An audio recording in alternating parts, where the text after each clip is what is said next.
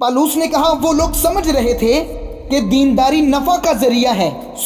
यही वजह है कि कुछ कलीसियाओं में मादी चीजों पर मबनी गवाहियों की नुमाइश होती है।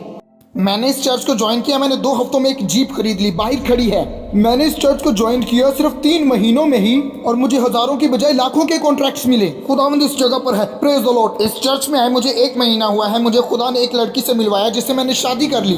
ध्यान से सुनिए, जब रूहानियत की तारीफ बयान करते हुए मादी चीजों की नुमाइश की जाए तो भाग जाए उस चर्च से, क्योंकि उस चर्च का जो लीडर है वो खुद ही सच्चाई से महरूम है और वो कुछ भी नहीं जानता।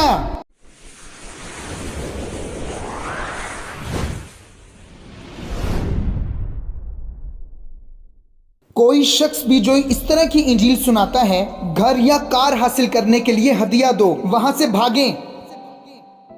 ऐसा कोई भी शख्स जो मादी चीजों के जरिए आपकी रूहानियत का अंदाजा लगाता है, ऐसा कोई भी शख्स जिसकी मिनिस्ट्री में बहुत सी गवाहियों के सबब से एक ईमानदार की अहमियत का अंदाजा लगाया जाता है, ऐसे लोगों से भागें।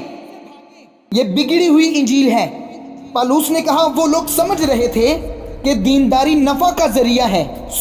यही वजह है कि कुछ कलीसियाओं में मादी चीजों पर मबनी गवाहियों की नुमाइश होती है। मैंने इस चर्च को ज्वाइन किया, मैंने 2 हफ्तों में एक जीप खरीद ली, बाहर खड़ी है। मैंने इस चर्च को ज्वाइन किया सिर्फ 3 महीनों में ही और मुझे हजारों की बजाय लाखों के कॉन्ट्रैक्ट्स मिले। खुदावंद इस जगह पर है, प्रेज द लॉर्ड। इस चर्च में आए मुझे 1 महीना हुआ है, मुझे खुदा ने एक लड़की से मिलवाया जिससे मैंने शादी कर ली। ध्यान से सुनिए, जब रूहानियत की तारीफ बयान करते हुए मादी चीजों की नुमाइश की जाए तो भाग जाए उस चर्च से, क्योंकि उस चर्च का जो लीडर है वो खुद ही सच्चाई से महरूम है और वो कुछ भी नहीं जानता। वो सच्चाई से महरूम है, वो कुछ भी नहीं जानता। झगड़े हसद होगा ऐसी कलीसिया में, मुकाबले होंगे। मेरे पास 1 जीप, तुम्हारे पास 2 है, मैं 3 खरीदूंगा। सारा चर्च मुकाबले की जगह बन जाएगा। इसीलिए लोग झूठी गवाहियां देना शुरू कर देते हैं ताकि वो पास्टर की तवज्जो हासिल कर सकें। लोग आएंगे और ऐसी गवाही देंगे जो है ही नहीं, ताकि वो ये जाहिर कर सकें कि हम भी इसका हिस्सा हैं। ऐसे चर्चेस से भाग जाइए।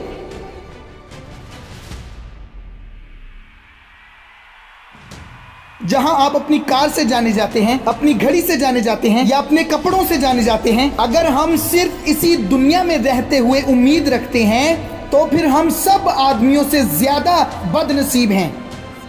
एक इंसान की जिंदगी इस पर मुश्तमिल नहीं है कि उसके पास कितनी कसरत से चीजें मौजूद हैं। अगर कोई शख्स फख्र करता है तो वो इस बात पर फख्र करे कि वो मुझे जानता है।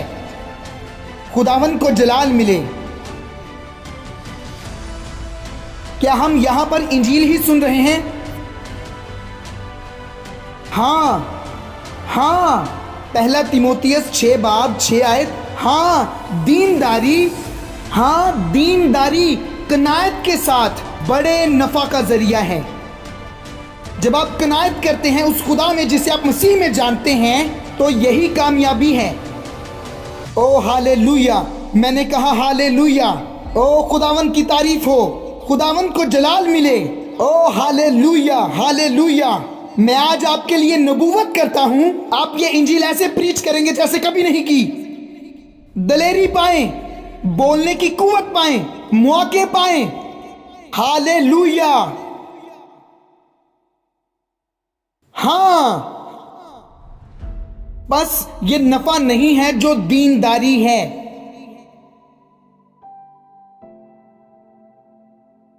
ये दीनदारी है कनायत के साथ। दीनदारी क्या है? वो ये है कि हम खुदा को मसीह में कैसे देखते हैं।